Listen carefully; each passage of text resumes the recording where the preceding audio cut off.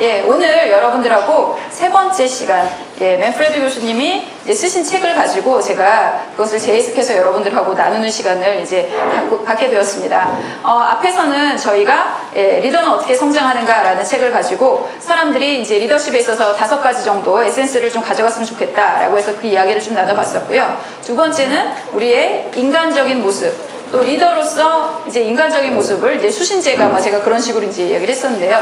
그 부분에 대해서 여러분들하고 이야기를 나눠보았습니다. 그래서 오늘 마지막으로 여러분들하고 리더의 탁월함에 대해서 이야기를 해보도록 하겠습니다. 앞에 두 개의 그 컨텐츠는 사실은 여기저기서 많이 제가 강의를 해요.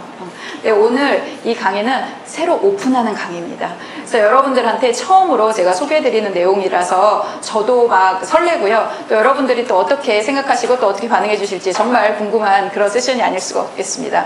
그래서 우리가 본격적으로 리더의 탁월함에 대해서 한번 이야기를 해보도록 할게요. 저는 어떤 사람이냐, 이거를 이제 한 3번쯤 하면서 똑같은 장표를 갖고 소개를 하려니까 좀 쑥스럽긴 한데요. 저는 옛날에는 상담심리학 공부했어요. 그리고 삼성전자 등등에서 근무하다가 그 이후로는 제가 아이를 또 1년 반 동안 육아에 전념을 한 전업주부도 했어요. 그래서 그 아이가 와고 지금 오늘 카메라를 잡고 있습니다. 네.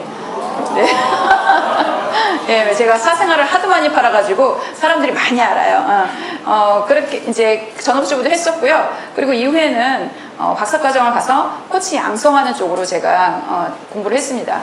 그 동안에 맨프레드 교수님하고 인연이 닿아서 사실은 그 전에도 알고 있었지만 교수님 그 연구소에 가서 연구원 생활도 제가 했습니다. 그리고 나서 한국에 와서 뭐 교수도 하고 이거저거 하다가 지금은 가장 많이 하는 일은 현업에 계신 여러분처럼 훌륭하신 리더분들 상담 코칭 그리고 교육하는 일 제일 많이 하고 있습니다.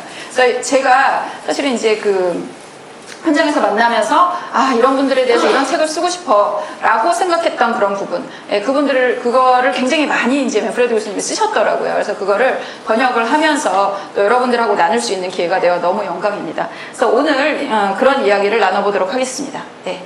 그래서 세 번째 기획 중에 이제 마지막 리더십 롤러코스터. 리더십이라고 하는 그 자리가 안정적일 것 같지만 사실은 굉장히 많은 업앤다운이 있잖아요. 아마 작은 거라도 리더를 한번 맡아보셨던 분들은 아실 겁니다. 하다못해 대학생들 팀 프로젝트 하면서 리더 맡아도 아주 난리가 납니다. 그래서 그런 리더들이 하는 그 겪는 어려움, 그런 것들, 그리고 그것을 어떻게 극복하고 우리가 나아갈 것인가 하는 부분에 대해서 여러분들하고 이야기를 나눠볼게요. 맨프레드 교수님 리더십에 있어서 전 세계적 전문가, 유럽에서 넘버원, 이 정도 되면은 이렇게 여러분들이 그 책 날개 앞에 이렇게 굉장히 여러 가지 써 있거든요. 그래서 그 부분을 잘 아실 것 같아요. 그래서 이분을 어떻게 소개를 할까? 오늘은 이 사냥꾼에 대해서 이야기를 한번 해보도록 하겠습니다. 이분이 사냥을 하신다. 책에마다 자기 소개를 하는데 늘 사냥꾼이라는 말을 쓰세요. 그래서 도대체 처음에는 이게 뭔가 싶었어요. 근데 제가 이분 대개가 보고서 깜짝 놀랐습니다. 제가 추천하기에 한 박제가 본인이 이제 잡아오신 걸로 한 2,000개 정도 되는 것 같아요. 무서워서 집에 들어갈 수가 없어요. 막 딱 이렇게 가갖고 처음에 그 인터뷰를 하러 갔는데 내 앞에 곰 이렇게 껍데기 이렇게 하고 나 쳐다보고 이렇게 곰이 입 벌리고 있고 옆에 치타 이렇게 앉아 있고 그리고 나는 기린 껍데기 위에 앉아 있고 이렇더라고요. 근데 이분이 진짜 사냥을 너무너무 열심히 하시는 분인데 이 사냥을 한다는 게 이분의 어떤 그 학문으로서 또 학자로서 또 코치로서의 또 영역을 개척하시는 것하고 연관이 있지 않을까라는 생각이 이제 들어요. 이분은 끊임없이 무의식을 숲에 비유를 하십니다. 그래서 숲을 우리가 들어가서 그 안에서 두렵고 결국 그 안에서 우리가 성장을 하고 그런 것들이 사실은 우리가 무의식을 이렇게 둘러보고 그리고 또 그 안에서 성장을 하는 포인트를 찾아보는 것과 같지 않겠냐라는 이야기를 하십니다. 그리고 끊임없이 경계를 옮겨 다니시는, 넘나드시는 그런 모습도 사실은 우리가 볼 수가 있어요. 그래서 이분이 하시는 이야기들은 어떤 한 분야, 학문 분야, 경영학이면 경영, 심리학이면 심리학, 이 한 분야에 결코 머물지 않습니다. 리더들한테 도움이 되는 그 모든 것을 사실은 집대성에서 뭐라도 나는 도와주고 싶다. 이제 그런 분이에요. 그러다 보니까 이제 오늘 하는 이야기도 단순히 이게 심리학이야, 경영학이야 그렇게 말할 수 없는 굉장히 복잡한 하지만 우리에게 실질적인 그런 어드바이스가 되지 않을까라는 생각을 하게 됩니다. 그래서 이 이야기를 한번 나눠보도록 할게요. 네.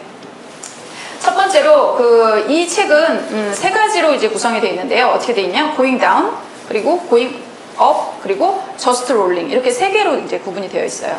그래서 going down이라고 하는 건 뭐냐면 리더십에 있어서 어두운 부분 그 부분에 대해서 이제 언급을 해주시는 거고요. 그런 다음에 going up 그러면 우리가 어떻게 긍정적인 면을 찾아갈 것인가 탁월함에 관한 이야기를 이제 그쪽에서 하십니다. 그리고 우리가 일상을 어떻게 매니지해 나갈 것인가 탁월함을 유지하기 위해서 우리가 어떻게 삶을 유지해 나갈 것인가 그 세 가지 부분으로 이렇게 나누어져 있습니다. 그래서 여러분들하고 먼저 going down에 대해서 이야기를 한번 해볼게요.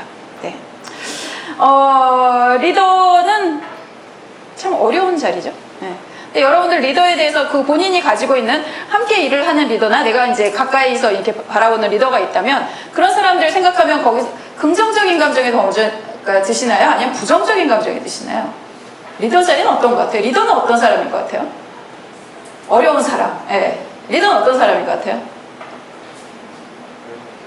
네? 예, 어떻게 말씀하셔도 다 제가 정답으로 포장을 해주니까요. 예, 쉽게 말씀하세요. 예, 어떤 일 주는 사람, 그쵸? 예, 골치 아픈 사람이네요, 그쵸? 네, 예. 뭐 어려운 사람, 일 주는 사람, 야단치는 사람, 지시하는 사람, 명령하는 사람, 뭐 등등등등 이런 식으로 이제 생각을 하면서 사실은 사람들은 리더에 대해서 내가 리더를 바라볼 때 그렇게 긍정적인 생각을 하지 않는 경우가 되게 많아요. 그런데 내가 리더가 되고 싶은 마음은 어떨까요? 그쵸? 리더는 또 되고 싶습니다. 리더는 이제 내가 보면 이렇게 부정적으로 바라보는데 내가 리더는 되고 싶은 그런 마음이 있어요. 사람들은 다 그런 마음을 가지고 있을 거예요. 그래서 사실은 리더가 된다는 것은 또 리더의 일을 수행을 한다는 건 그래서 꽤나 어려운 일입니다. 리더 자리가 좋은 줄 알고 올라갔더니 여기는 완전히 무슨 지뢰가 투성이고 너무너무 어려운 것들이 많고 이제 그렇게 된다라는 거죠. 그래서 그 리더의 그 일을 수행을 함에 있어서도 어려운 점들이 굉장히 많습니다. 그리고 리더가 잘못하게 되면 사실은 조직이 위기에 빠지는 경우도 굉장히 많이 있죠. 그런 얘기를 해요. 리더가 조직을 좋게 하는 거는 어렵다. 근데 조직을 망치는 거는 한순간이다. 이제 그런 얘기들을 되게 많이 하거든요. 그러니까 우리가 리더가 하는 일이 그렇게 힘들고 어려운 일이다. 뭐 이런 식으로 생각을 할 수가 있겠죠. 그래서 여러 가지 그 다크사이드에서 이야기를 했는데요. 저는 오늘 이 세 가지를 가지고 여러분들하고 이야기를 해보도록 하겠습니다. 예. 첫 번째는 질투입니다. 아까 말씀드렸어요. 우리가 리더를 바라볼 때는 부정적으로 바라보지만 우리가 리더는 또 되고 싶습니다. 예. 인간이 가지고 있는 이 이중 감정. 예. 이게 질투로 사실은 해석이 될 수가 있어요. 우리는 내가 너무 되고 싶은 거는 그 되고 싶다고 말을 하기가 되게 어려워요. 그러면서 그것을 약간 부정적으로 보는 경향이 있습니다. 그래야지 내가 그게 못된 것이 스스로가 위안이 되잖아요. 그렇죠? 내가 뭐 돈을 되게 많이 벌고 싶어. 근데 돈을 많이 벌고 싶다라고 얘기를 했는데 내가 많이 못 벌면 어때요? 내가 너무 슬프잖아요. 그러니까 내가 돈을 많이 버는 게 아니라 난 요만큼만 있어도 돼? 라고 말을 하기가 쉽다라는 거죠. 그런데 그렇다고 해서 내가 돈을 많이 가졌으면 좋겠어. 그 마음이 없어지진 않아요. 그런데 걔가 그래서 어떤 포맷으로 나타나느냐? 질투로 나타납니다. 나는 우리나라 사람들이 이게 참 심한 것 같아요. 지난 시간에 삶의 진정성 뭐 이렇게 이야기를 할 때도 억압이라는 개념에 대해서 제가 뭐 말씀을 드렸었는데 우리가 굉장히 큰 어떤 욕망을 가지고 있으면 그것을 되게 억압을 한다라는 거죠. 그러다 보니까 그걸 솔직하지 못하고 그것을 정면으로 추구를 하지 못하고 대신에 그거를 가지고 있는 사람들을 미워하게 되는 그런 식으로 이제 우리가 우리의 질투나 이런 것들이 표출이 된다라는 거죠. 그래서 맨프레드 교수가 책에 그렇게 쓰셨어요. 우리는 질투하는 대상에 대해서 분노한다. 우리가 분노하는 대상을 보면 대부분 그런 사람들은 우리가 질투의 감정이 많은 사람들이라는 거죠. 그래서 뭐 그런 거예요. 우리 사회에 굉장히 이제 안 좋은 일들이 많이 일어나요. 안 좋은 일들이 되게 많이 일어나는데 재벌집에서 누가 뭘 잘못을 했어요. 그럼 그것들을 갖고는 사람들이 엄청나게 분노를 합니다. 막 분노를 하고 규탄을 하고 막 난리가 나요.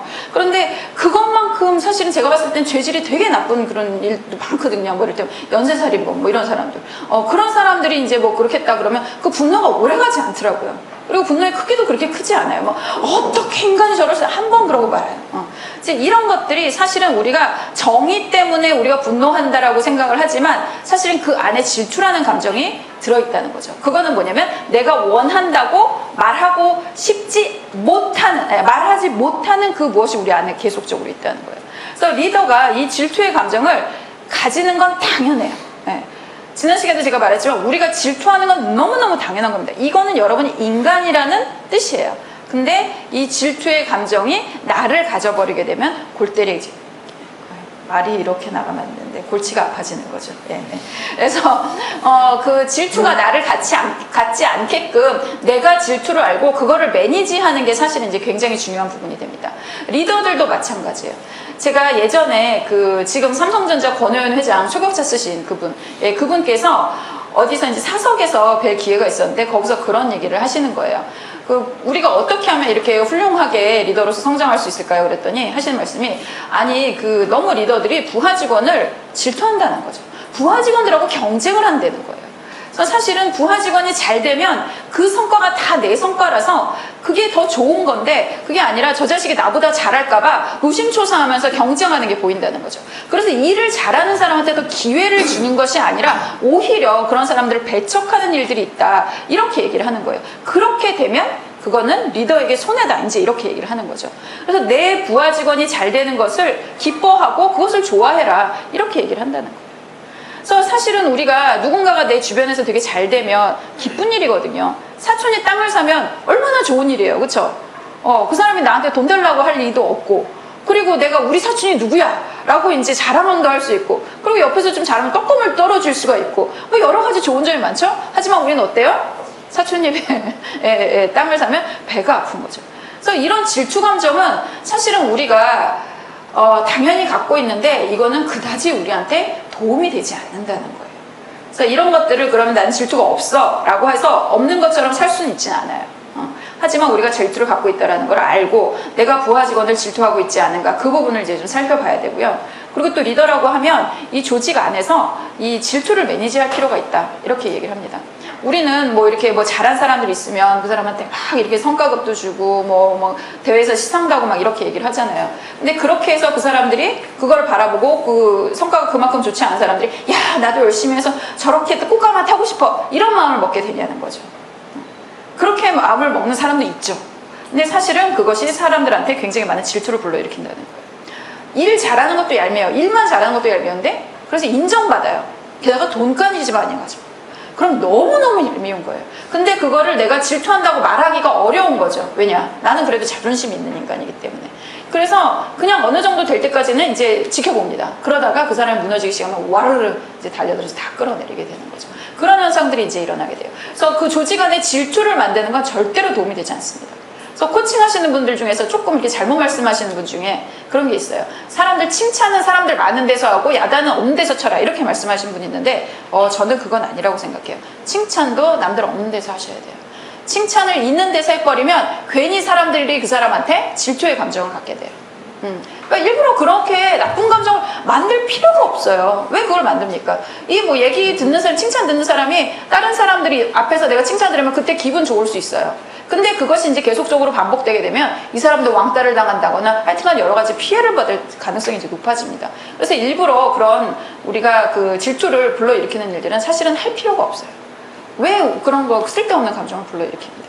그래서 이런 것들을 우리가 조직 안에서, 사람들 안에서 질투가 언제나 드글드글 거린다, 나도 질투를 한다, 이런 것들을 받아들이고 인정하고 그걸 매니지하는 것이 굉장히 중요한 부분이 된다, 이렇게 이제 이야기를 합니다. 그리고 사람은 기본적으로 나이 든 사람들은 나이 젊은 사람들을 질투하게 돼 있어요. 예, 백설공주에서도 나오죠. 예. 거울하고로 누가 제일 예쁘니? 백설공주가 제일 예뻐요. 그러니까 어때요? 가서 죽여라, 이렇게 얘기 나오잖아요. 그런 것들이 사실 젊음이 부럽잖아요. 그러다 보니까 그런 일들은 계속적으로 일어나게 됩니다. 그리고 두 번째가 이제 굉장히 재밌는 주제인데요. 현실부정입니다. 현실부정. 이분이 알고 쓰셨을까 아니면 그냥 쓰셨을까라는 생각이 드는데, 예, 우리 맨프레드 교수님께서 현실부정의 예로 일본의 예를 드십니다. 그래서 그 얘기를 하기에 더없이 좋은 시즌이 또 아닐까 요즘에, 이런 생각이 이제 들어요.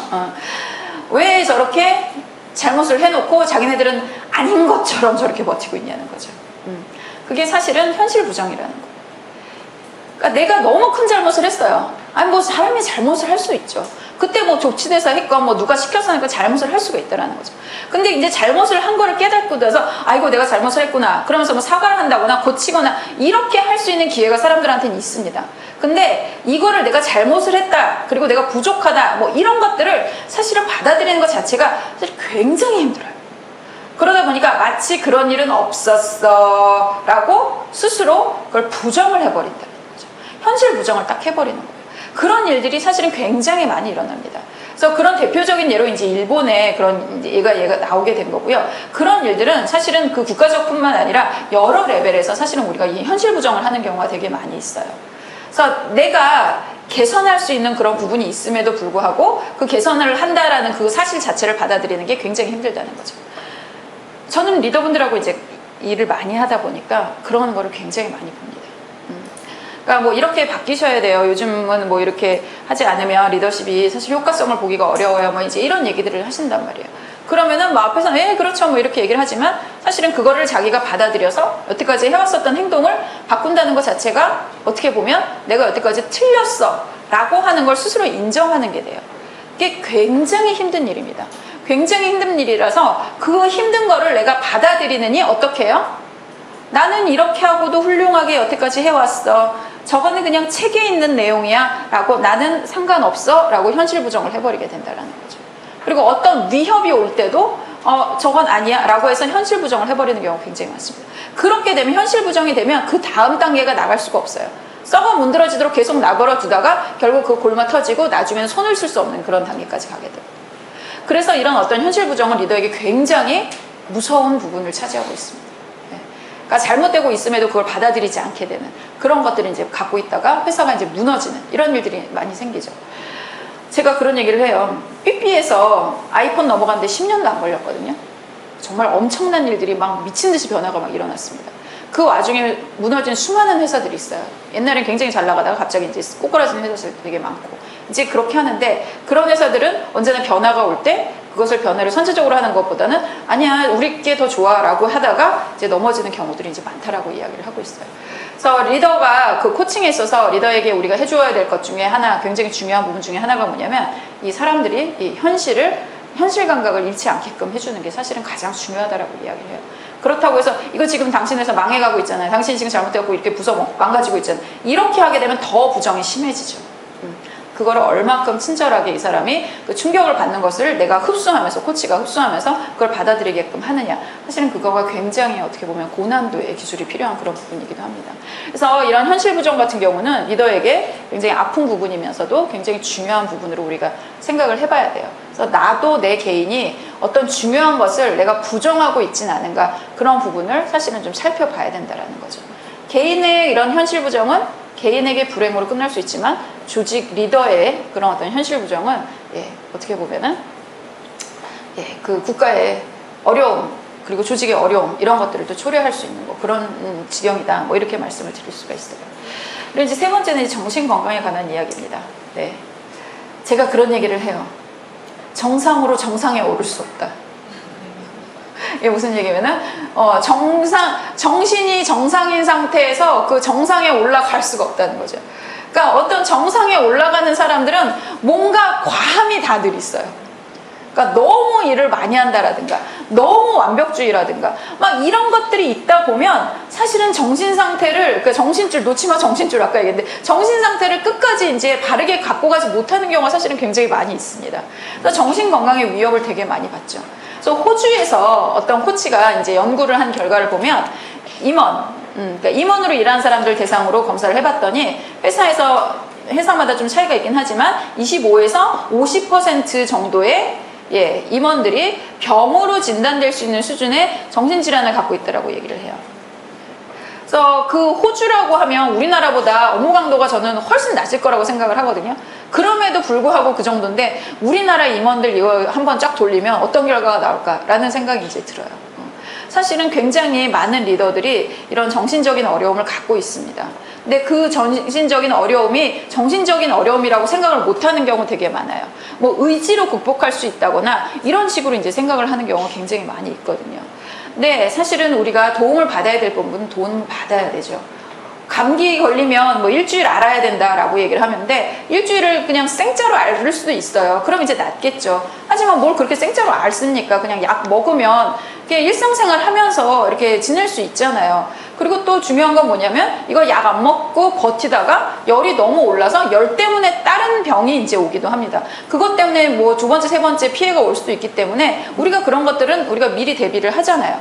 그런 것처럼 우리가 분명히 정신적인 어려움이 옵니다. 정신적인 어려움이 오게 되면 그 부분에서 우리가 그것을 사실은 적극적으로 대처하는 것도 굉장히 중요한 부분이라는 거죠. 정신과를 가고 상담가를 만나고 코치를 만나서 정신적인 어려움을 이야기를 하는 거는 그거는 절대 부끄러운 일이 아닙니다. 내가 감기 걸렸다고 부끄럽게 생각하나요? 그건 아니거든요.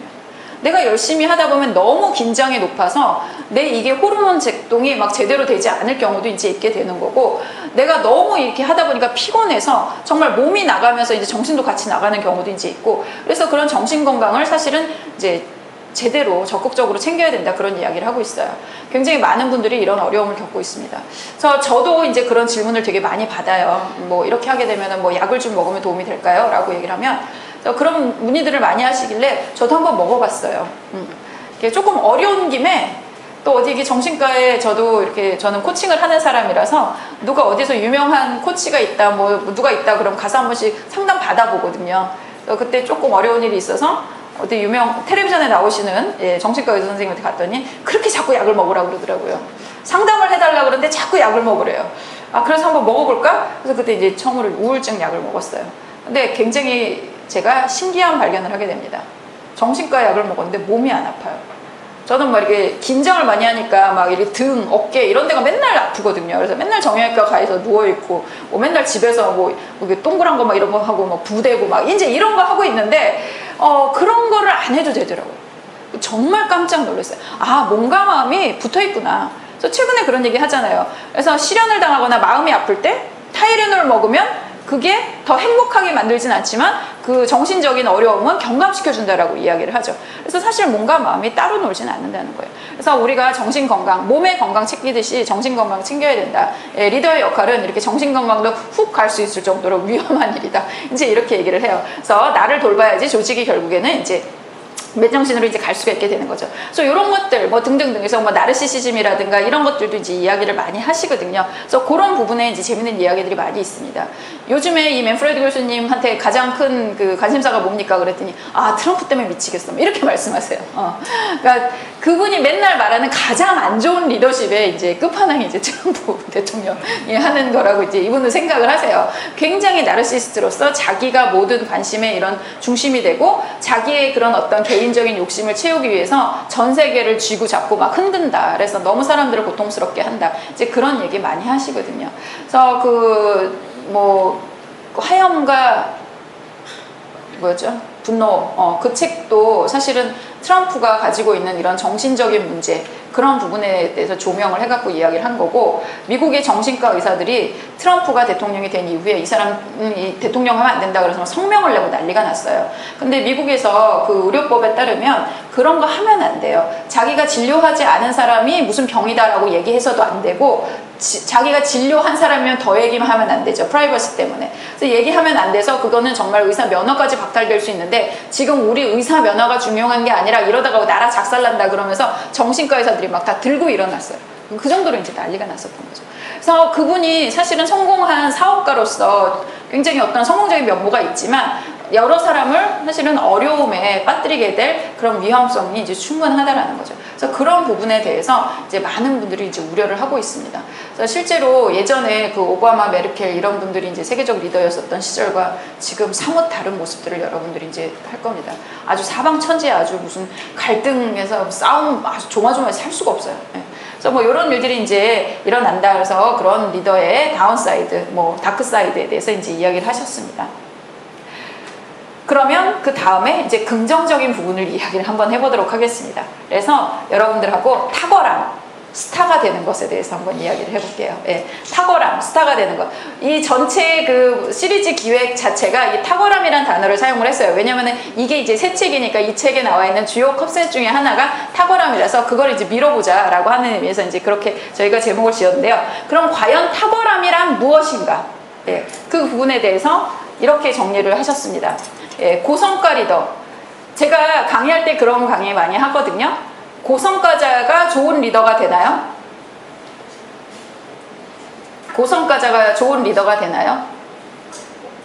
네, 꼭 그렇진 않죠. 그래서 제가 그 축구 선수들 예를 들어서 얘기를 해요. 그래서 차범근 선수는 네, 리더로서는 굉장히 훌륭했지만, 선수로서는 훌륭했지만 리더로서는 뭐 쏘쏘했고, 히딩크 감독은 선수로서는 쏘쏘했지만 예, 감독으로서는 세계적 명장이고, 그런데 요즘에 뭐 지네딘 지단이라든가 디디에 데샹이라고 하는 그 프랑스의 감독들은 선수로서도 굉장히 탁월했었고 감독으로도 탁월한 거죠. 디디 데샹 같은 경우는 그 사람은 98년 프랑스 월드컵이 우승할 때 주장 선수였어요. 근데 이번에 2018년 러시아 월드컵에서 우승할 때 거기 감독이었어요. 그러니까 이 사람은 선수로서도 정말 최고, 하지만 또 그 리더로서도 최고, 이제 이런 모습을 가졌다는 거죠. 그래서 근데 리더와 고성과자는 사실은 조금 다른 면모가 있어요 라고 이제 이야기를 하면서 제가 그런 얘기를 하는 거예요. 예. 그런데 이 고성과자들이 이제 좋은 리더가 된다라고 사람들은 생각을 이제 많이 해서 우리나라는 대부분 고성과자들을 리더로 올리게 됩니다. 예. 그래서 사실은 리더십을 제대로 발휘를 못하게 되면 고성과자도 잃고 조직도 망가지는 그런 어떤 비극이 이제 일어나게 되는 거죠.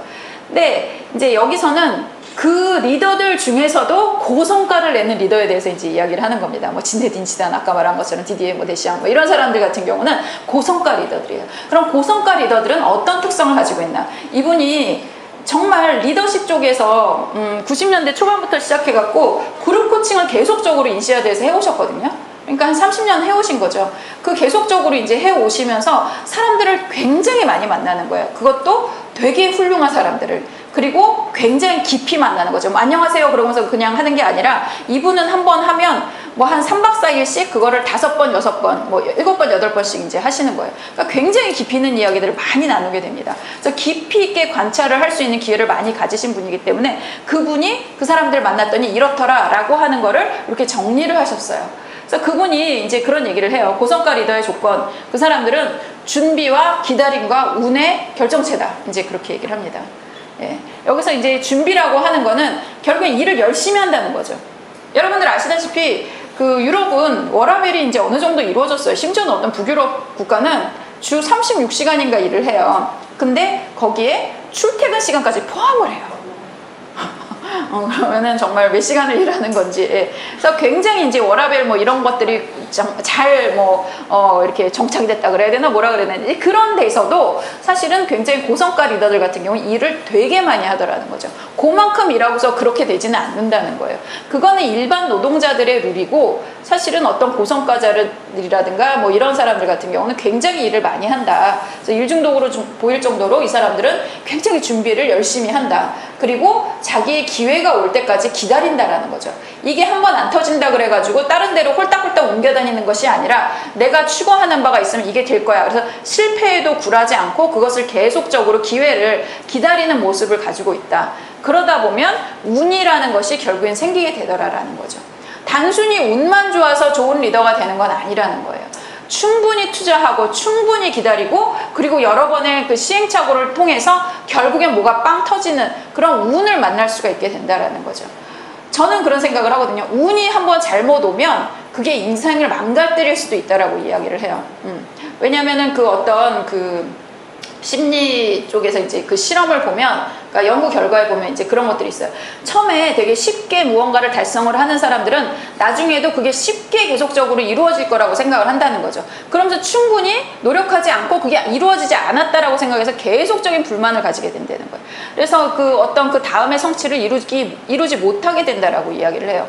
그래서 너무 그 초기에 찾아오는 운은 별로 이 사람에게 도움이 되지 않는다는 거죠. 근데 이제 이 사람들 같은 경우 그 운이 이제 극대화될 수 있을 때까지 자기가 충분히 이제 공을 들여놓는다. 이제 이렇게 되더라는 거죠. 그리고 또 고성과 리더들은 어떤 특성이 있어? 라고 이야기를 했는데 뭐 여러 가지 이야기를 하시는데 요 얘기가 저는 굉장히 와닿았어요. 저는 리더십을 공부를 하는 사람이기 때문에 리더십 관련된 책 엄청나게 많이 읽거든요. 연구 결과도 되게 많이 읽고 그런데 이 얘기를 여기에서 하는 거는 이렇게 딱 뚜렷하게 얘기하는 건 처음 본 것 같아요. 서로 상반되는 것을 조화롭게 만드는 능력이 있다라고 이야기를 합니다.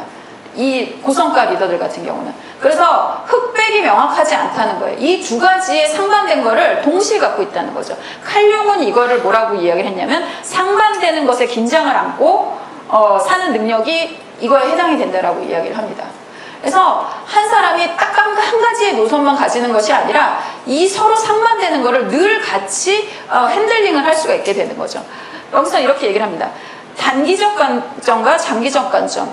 롱텀에 대한 비전도 분명하면서 내가 오늘 뭘 해야 되는지 그 숏텀에 대한 그 목표 지향성도 굉장히 뚜렷한 사람이라는 거죠. 먼 훗날만 생각하고 지금 일어난 일을 무시하는 사람이 아니라는 거죠. 지금 떨어진 일도 최선을 다하고 그리고 길게 우리가 볼 줄 아는 그런 시각도 필요하다라고 얘기를 하고 숙고하고 행동하고 이 사람들은 행동만 무조건 일단 하고 보는 게 아니라 또 뭐 이렇게 숙고만 하고 그런 게 아니라 숙고도 하고 행동도 하는 사람이라는 거죠.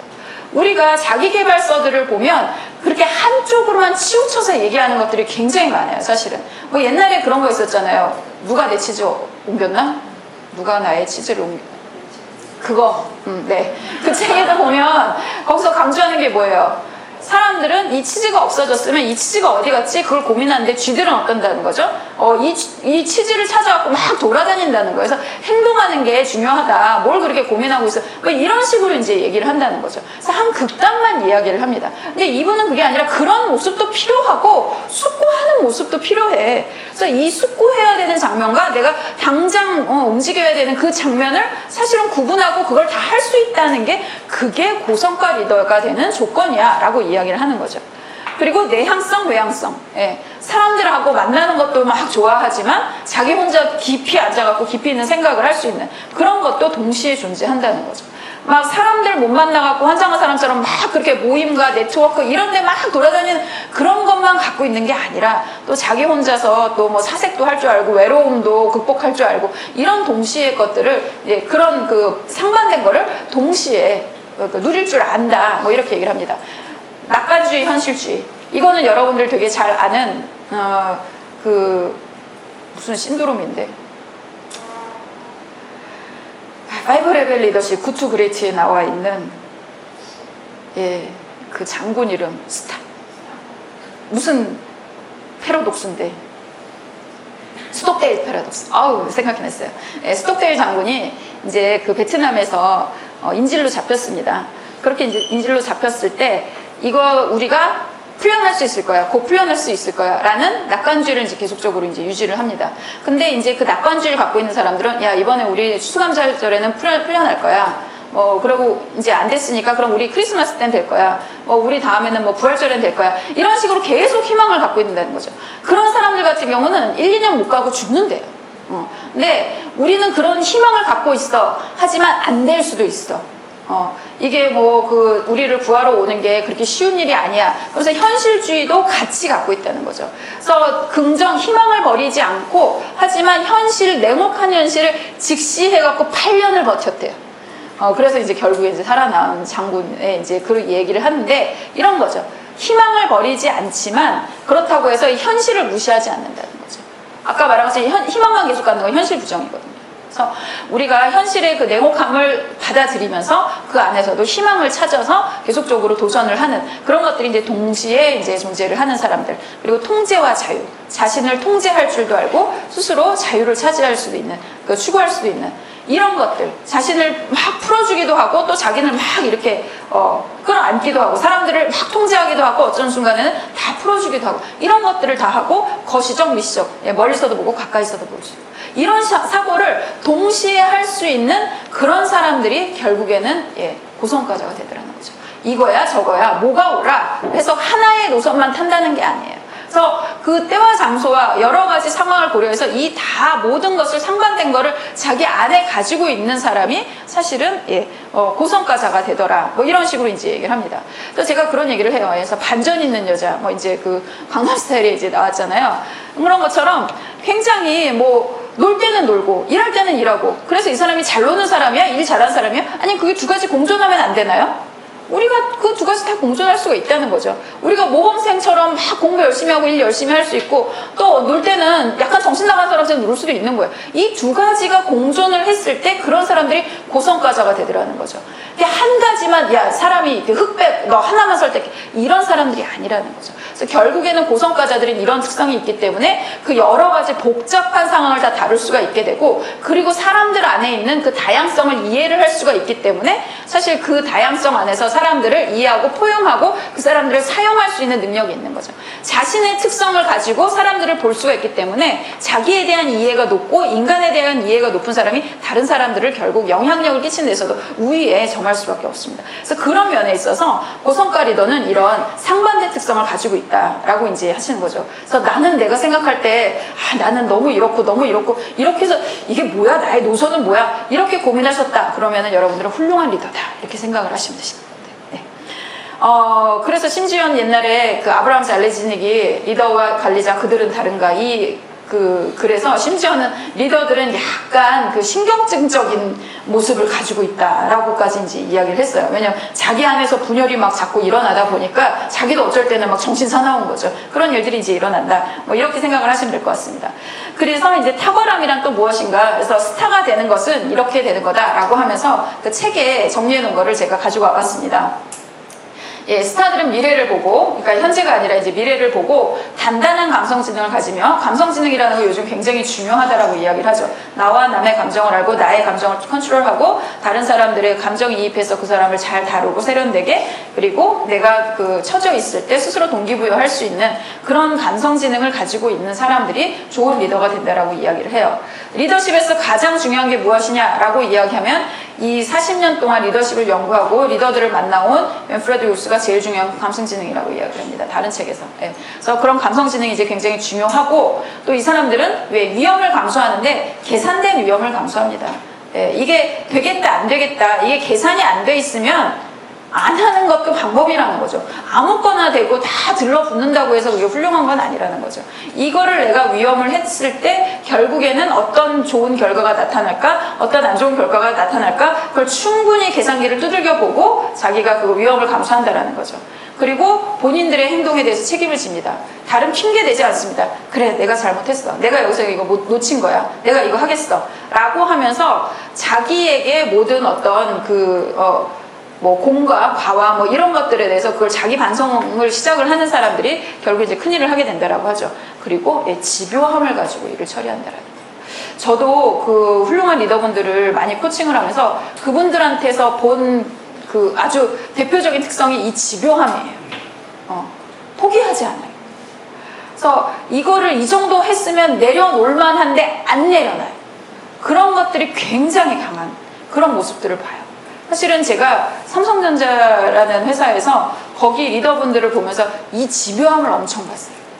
이 사람들은 그 목표를 세워놓으면 그거를 절대로 놓지 않아요. 그 될 때까지 하는 사람들 있죠. 예. 그런 면들이 중간에 노선 바꾸는 거 없어요. 그러니까 사실은 그 많은 것들을 이룰 수 있다는 게 이 집요함이라는 게 있기 때문에 그런 거죠. 야, 지금은 상황이 이러니까 지금은 안 돼, 이런 거 없어요.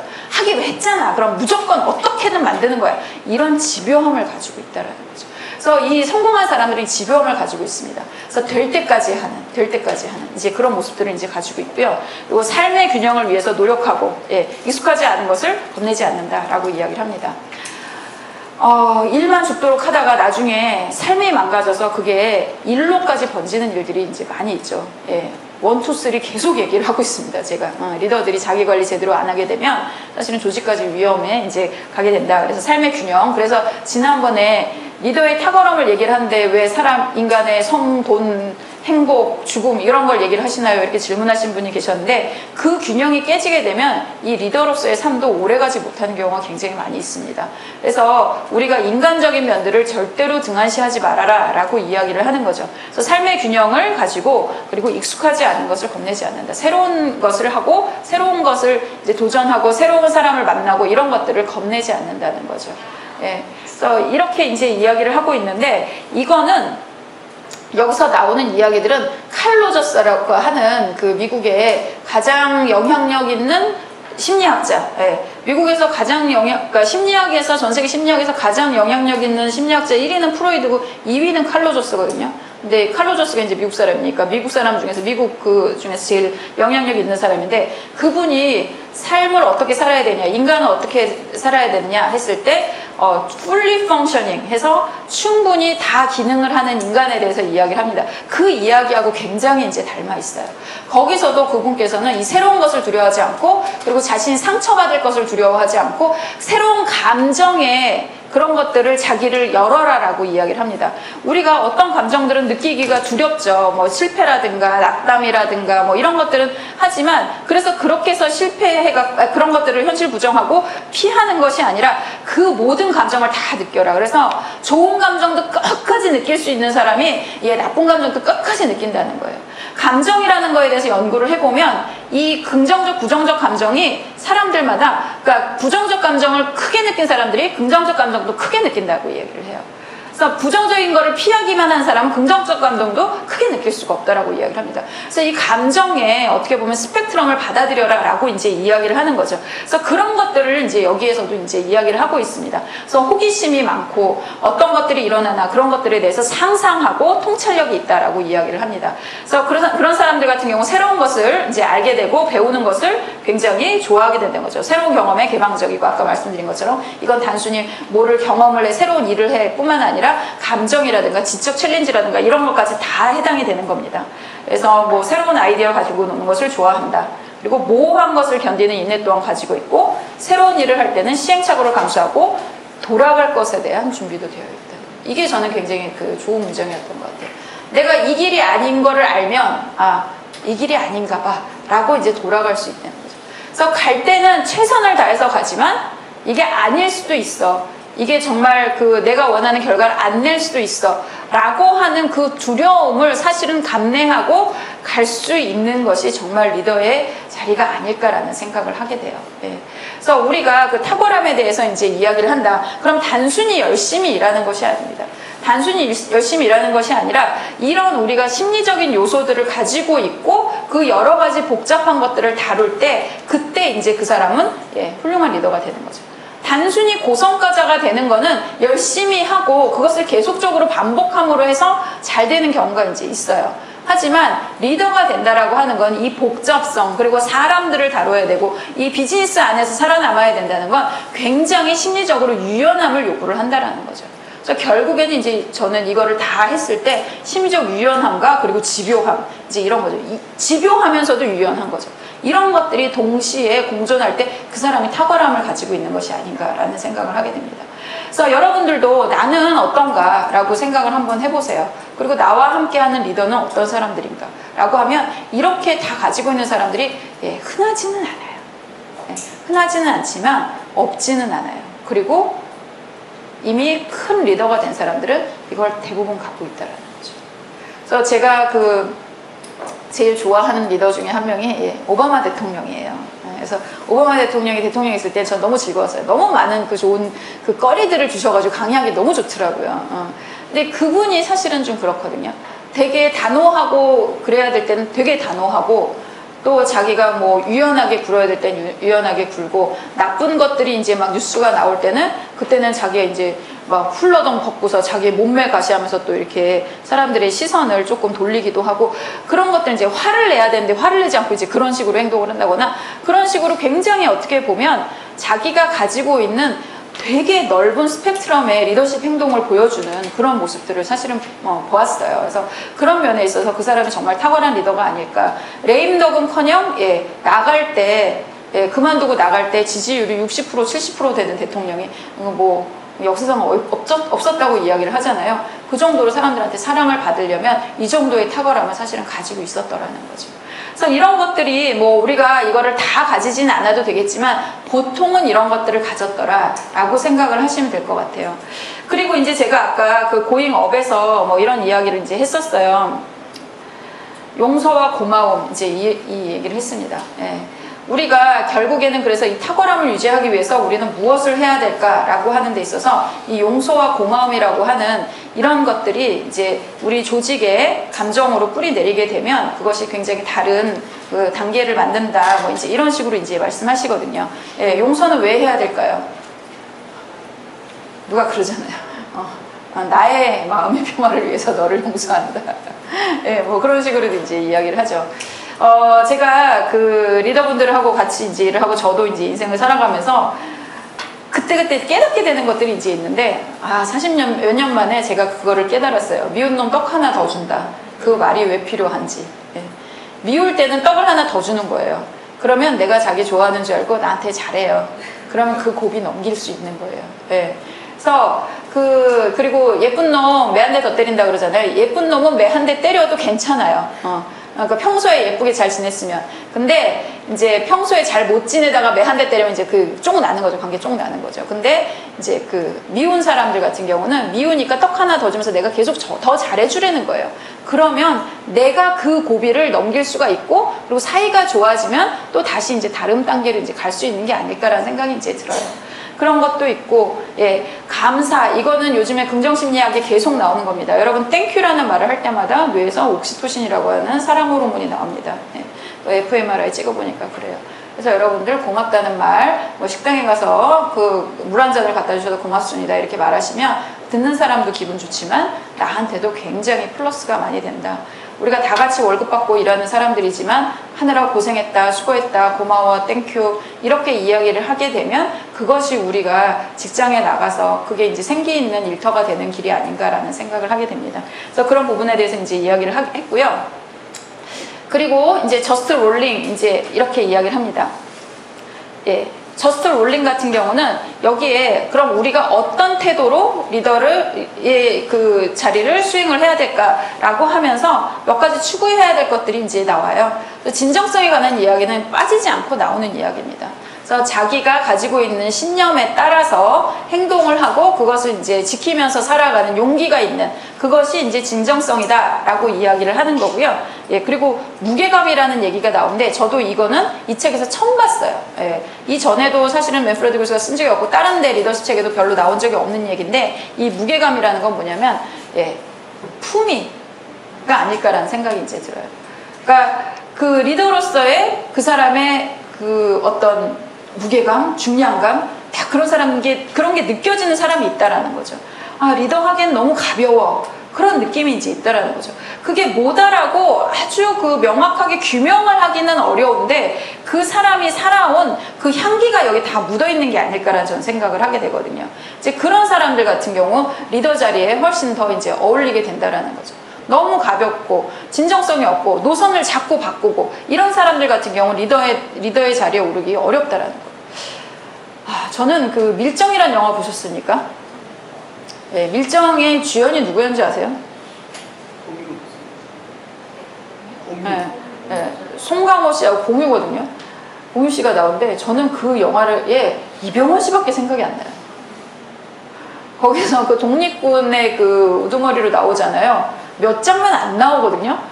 그 중량감이 정말 장난이 아닌 거죠. 그런 것들이 아닐까라는 생각이 이제 들어요. 그러니까 어떤 사람이 진정성 있고 그 사람이 개인적인 삶을 말하고 싶지 않지만 하여튼간 그 안에서 연기로 보여준 그 중량감 이런 것들이 이제 여기에 해당이 된다라고 얘기를 해서 이런 것도 리더가 되고자 하면 키워라라고 얘기를 하는 거고 이 방법론적인 걸로 이런 게 나옵니다. 치유로서의 글쓰기 이제 이렇게 얘기를 해요. 우리가 프로페셔널 코치를 만나서 코칭을 받고 이렇게 하면 좋겠지만 모든 사람들한테 다 기회가 오는 건 아닌 경우가 많거든요. 그리고 여러 가지 제약도 이제 있기 때문에 그런 것들을 못하게 될 때는 우리가 무엇을 하면 좋을까라고 하게 되면 이 글쓰기를 하는 게 사실은 굉장히 도움이 됩니다. 그래서 그저 적어라 이제 이렇게 말씀을 하세요. 그래서 우리가 무언가를 이제 마음에 두고 있고 무언가를 표현하고 싶고 그럴 때 그냥 적으세요. 뭐를 쓰겠다 이런 거 없이 그냥 막 적다 보면 그게 치유가 된다라고 이야기를 합니다. 제가 콜롬비아에서 박사를 했잖아요. 그 콜롬비아 대학 병원에서 이거를 이제 해요. 그래서 내러티브 테라피라고 해가지고 글쓰기 테라피를 하는데 이게 실제로 치유 효과가 있어서 요거를 하게 되면 보험금을 지급을 해줘요. 그러니까 여러분들 아실지 모르겠지만 미국 같은 경우는 어떤 치료법을 쓰겠다 이게 의사가 단독으로 결정할 수가 없어요.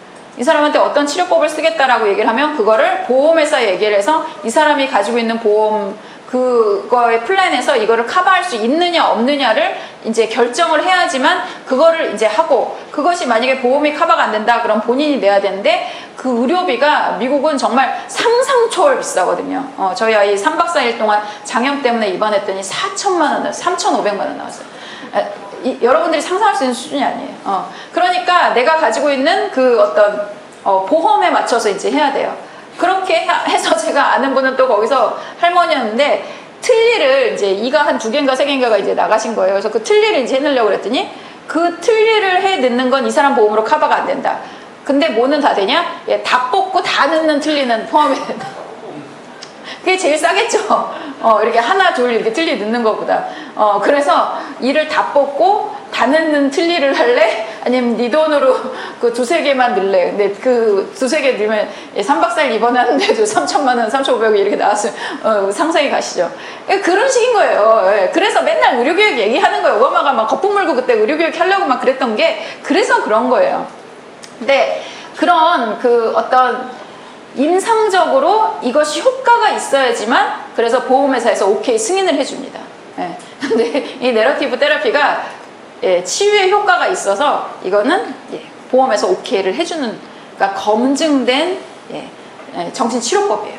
그래서 그냥 쓰세요. 뭐 아무거나 소설을 쓰셔도 좋고 내 생각을 쓰셔도 좋고 내가 옛날에 살아왔던 거를 써도 좋고, 제가 아주대에서 예전에 수업을 할 때 한 학기를 뭐 이런저런 심리 개념이라든가 이론을 가르치고 맨 끝에 자기 분석 페이퍼를 쓰게끔 해요. 그렇게 숙제를 내드리면 우리 뭐 시험도 보는데 이런 거 왜 해요? 막 그러면서 되게 저항을 하시거든요. 그래서 아유 그래도 이게 필요하니까 한번 해보세요 라고 얘기를 해요.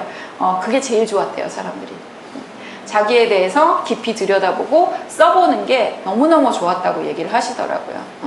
귀찮은 작업인 것 같다라고 생각을 했는데 사실은 뭐 훨씬 더 좋았다라고 얘기를 하는 거죠. 그래서 한번 써봐라. 그래서 여러분들 뭐 일기를 쓰던 그것이 이제 굉장히 좋은 거다라고 이제 얘기를 하고요. 그래서 에코테라피라고 또 이제 나옵니다. 이게 뭐냐, 자연적 치료하는 건데 우리가 자연으로부터 멀어지게 되면 여러 가지 문제가 생긴대요. 저는 전형적인 도시 여자입니다. 전형적인 도시 여자기 때문에 에코테라피? 웃기시네? 막 이런 식으로 사실은 생각을 했어요.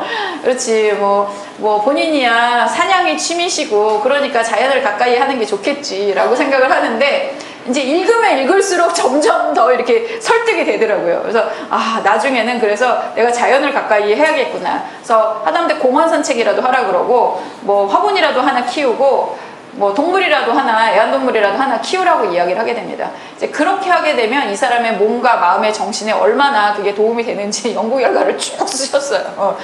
그래서 나도 뭐라도 하나 해야겠다. 그러고 나서 이제 보면 그 계절이 바뀔 때마다 나무 쳐다보고 그런 것들이 이제 그 꽃냄새 한번 맡아보고 그게 저한테 굉장히 긍정적인 영향을 끼친다는 생각을 하게 됐어요. 그래서 우리가 자연으로부터 너무 멀어지지 않는, 우린 자연에서 태어나고 자연으로 돌아가잖아요. 이제 그런 부분에 대해서 이제 중요성에 대해서 이제 이야기를 하신 겁니다. 그리고 이분이 요즘에 강력하게 미는 게 이거예요. 아무것도 하지 않는다. Doing nothing. 아무것도 하지 않는 것이 사실은 굉장히 좋다. 이제 이야기를 합니다. 왜 좋을까요? 아무것도 안 하면. 쉰다고 생각을 하죠, 우리가. 비운다고 생각을 하죠. 재미있는 뇌 연구 결과가 있습니다. 우리는 잠을 자거나 쉴 때 뇌는 같이 쉬는 줄 알았어요. 뇌는 같이 쉬는 줄 알았는데 뇌의 어떤 한 부분이 미친 듯이 활발해진대요. 우리가 쉴 때. 그게 이제 뭐냐면 우리 옛날에, 지금은 컴퓨터 그런 거 없는데 옛날에 조각 모으기 하는 거 아시죠? 컴퓨터 조각 모으기 하면은 막 이렇게 막 너저분하게 있던 게 쫙 모이면 막 내 마음까지 깨끗해지고 막 그런 느낌 드시죠? 그 작업을 한대요. 그래서 그 부분이, 그러니까 기억을 정리하는 역할을 하는 그 부분이 말도 못하게 활성화가 되면서 이 사람이 쉬는 동안에 기억을 더 잘 쓸 수 있게끔 그거를 쫙 정리를 해준대요. 그렇기 때문에 쉬는 동안 이 사람은 더욱 효율이 높아지는 겁니다. 그래서 바쁘게 늘 움직이고 뭐 잠 안 자고 일하고 이게 자랑이 아니라는 거죠. 그래서 이런 것들이 들어갔으면 잘 쓸 수 있게끔 정리를 해놔야 될 거 아니에요. 오늘 장사를 했으면 오늘 정리를 해야지 내일 장사를 할 거 아니에요. 오늘 장사 많이 했다고 막 주방에다가 막 이만큼 싸놓고 다음날 와서 그거 하나씩 씻어가면서 뭐 일할 거예요? 아니잖아요. 그 정리하는 기간이 필요하다라는 거죠. 그래서 그런 것들이 정신적으로, 과학적으로 이제 굉장히 필요한 부분이 있어요. 그래서 여러분들도 우리 멍 때리기 대회 하잖아요. 그거 되게 과학적인 거예요. 멍 때리는 시간이 필요합니다. 근데 그 멍 때리는 게 쉬운가요? 네. 요즘에 우리는 잠자리에 들어갈 때도 스마트폰을 들고 들어갑니다. 요즘에 나 잘게 이게 그거라 그러던데, 나는 이제 침대에 들어가서 1시간 정도 스마트폰을 보다가 잘게 이거라 그러던데, 나 잘게가. 그래서 사람들이 정말 아무것도 안 하는 시간이 없어요. 옛날에 지하철 타고 아침에 출근할 때 사람들 다 멍 때리고 앉아 있었거든요. 자거나. 요즘 다 그거 하고 있어요. 그러니까 뇌가 사실 용량 초과입니다. 용량 초과. 네. 그래서 자꾸 렉 걸리는 거예요. 자꾸 문제가 생기고. 그러니까 뭔가 멍한 느낌 드니까 계속 커피 우리나라에 전 세계 제일 많이 마시는 거 아시죠? 예, 드링킹. 카페인이 없으면 정신을 못 차려요. 이런 지경이지. 그런 것들을 우리가 타파하기 위해서 이제 필요한 것이 무엇이냐? 예, doing nothing. 아무것도 안 하는 시간이라는 거죠. 그 시간을 우리가 사실은 일부러라도 만들어야 된다는 거예요. 이거 잘하려면 그럼 어떻게 하면 좋을까요? 예. 에코테라피랑 결합해서 아무것도 안 하는. 예, 그 숲에 가갖고 멍 때리고 앉아있는 거죠. 공원에 가고 멍 때리고 앉아있는 거죠. 예, 이런 것들이 굉장히 우리를 굉장히 효율성을 높여준다라고 이야기를 하고 있습니다. 이랬을 때 아까 저희가 말한 그 고잉 다운에 있는 그런 것들이 이런 것들을 통해서 사실은 그 부정적인 부분이 좀 많이 상쇄가 될 수 있다라고 이제 이야기를 하고 있어요. 그래서 이 이야기들이 이제 쭉 나오게 됩니다. 이런 이야기들은 우리가 리더로서 뿐만 아니라 우리가 한 사람으로서 살아가는데 굉장히 중요한 부분에 관한 이야기가 아닐까라는 생각이 이제 들거든요. 우리가 누군가가 질투가 나서 정말 미쳐버릴 것 같고 미워 죽겠다라고 하면 글 쓰세요. 그래서 뭐 글을 쓰는 게 뭐 페이스북이나 뭐 이런 데 쓰겠다라고 하면 또 여기서 또 싸움이 붙기도 하더라고요. 네. 이제 뭐 그렇게 이제 두려우면 그냥 내 일기장에 쓰는 거고 그냥 내 그 컴퓨터에 쓰다가 그냥 지워버리고 이제 그러는 거죠. 제가 이제 자주 하는 게 뭐냐면 뉴스에 댓글 달고 바로 지워버리기입니다. 댓글 막 열났어. 막 엄청 써. 막 그 거품 물면서 막 쓰고 에휴 됐다 그러고 싹 지우는 거예요. 어차피 내가 쓴 거 아무도 못 본다. 배대시 못 되니까. 이제 그렇게 이제 하는 거죠. 그래서 그렇게 이제 하고 나면 내가 그거를 이제 쓰고 이제 정리를 하게 되면 그게 내 감정의 정화에 굉장히 도움이 많이 돼요. 그러니까 그런 것부터 시작해갖고 아주 작은 것부터 여러분들이 내 삶에 있어서 이용할 수 있는 부분들이 많이 있습니다. 이분은 코칭을 하는 분이라서 현실에 있는 리더들한테 이거 해봐 뭐 솔루션을 바로 줘야 되는 거예요. 그렇기 때문에 이런 것들이 아주 요소에 깨알같이 등장을 합니다. 예. 저도 이제 그 코칭을 하다 보면 이럴 때는 어떻게 해야 돼요? 막 이제 이런 것들을 물어보게 되면 그것들에 대한 이제 대처하는 것들을 저도 사실은 깨알같은 그런 솔루션들이 막 많이 있어요. 뭐 요럴 때는 어떻게 대답을 해야 돼요? 그럼 이제 그럴 때 이제 뭐 이렇게 대답을 해주는 거라든가 이런 것들이 이제 많이 하는데 그런 것들이 책에 이제 많이 나와 있습니다. 그리고 또 이분들이 이제 학자기 때문에 그걸 아주 뭐라 그랬나 세련되게 잘 설명을 해주셔서 그렇구나 이제 수긍이 가는 그런 면들이 이제 많이 있어요. 그래서 여러분들이 이 책을 읽으시면 좀 도움이 될 것 같고요. 그리고 워낙에 이 책은 사실은 그 고위 리더를 위해서 쓰여진 책이에요. 그래서 고위 리더들이 이제 그 복잡 다단함 속에 있는 그런 것들이라서 만약에 이제 뭐 내가 고위 리더라고 생각을 하시면 아마 굉장히 잘 어떤 그 정수들이 이제 느껴지실 거고 아니신 분들도 우리 리더들을 이해하는 차원에서 또 인간적인 측면에서도 굉장히 도움이 되는 부분이 많기 때문에 여러분들이 읽어보시면 도움이 될 거라고 생각을 합니다. 예. 그렇게 해서 이제 저는 맨프레드 교수님 책을 3권을 이제 번역을 했어요. 이분은 50권 쓰셨거든요, 책을. 그래서 이제 3권 번역을 이제 하고 다음 책은 뭘 할까 이제 생각을 하는데 웬만한 중요한 건 다 커버하지 않았나 라는 생각이 듭니다. 제가 이분한테 그런 얘기를 했어요. 교수님을 보면 너무 불편해요. 왜? 교수님 책을 너무 빨리 쓰시는데 제가 그 책을 다 못 읽어서요. 그랬더니 그분이 그런 말씀 하시죠. 읽지 마! 다 비슷한 얘기야. 그런 얘기 하시더라고요. 뭐 그냥 나는 그냥 쓰는 거야. 너 읽으라고 그렇게 하는 거 아니야. 이제 그렇게 말씀을 하세요. 그래서 정말 이제 책들이 좀 다 비슷비슷한데 이제 개성 강한 3권을 제가 이제 번역을 했었고요. 그래서 여러분들하고 그 이야기를 이제 나눠봤습니다. 예. 그래서 제가 그 3번에 마련한 3번으로 나눠서 마련한 강연은 이제 여기서 끝이고요. 예. 끝이고요. 예. 질문 받도록 하겠습니다. 네.